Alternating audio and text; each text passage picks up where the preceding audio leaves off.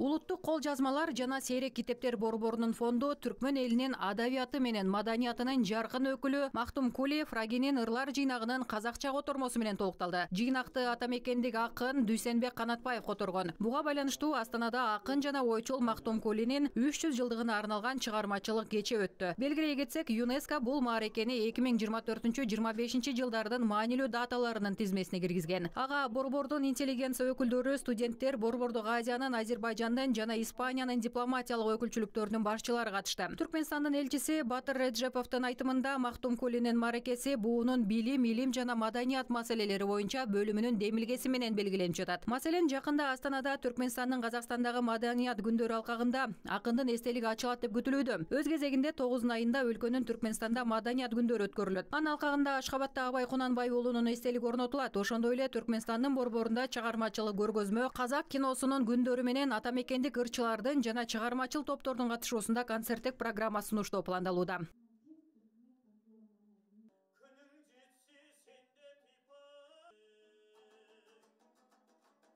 Крупные мероприятия, мы уже работаем над этими, в мае будет.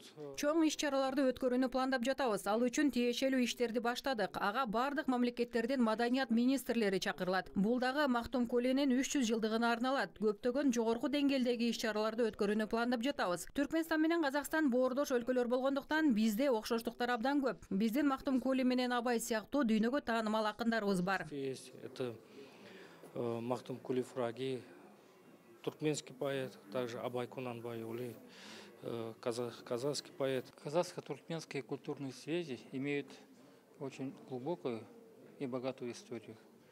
Казак-түркмөн маданий байланыштарынын тарыхы терең жана бай. Бул тарыхта Мактум Кули Фрагинин өзгөчө орду бар. Мактум Кулинин чыгармачылыгы казак, карагалпак, өзбек акындарынын кийинки муундарына жол ачты. Атактуу Бухара, Хива, Шергазы, Көкөлдаш медреселеринде билим алды. Бул жерлерде ошол кездеги атактуу акындар жана башка да чыгармачыл өкүлдөр билимге сугарылышкан. Анын таасири ушунчалык күчтүү болгондуктан кээ бир адамдар Мактум Кулини казак акыны деп да жоромолдошкон.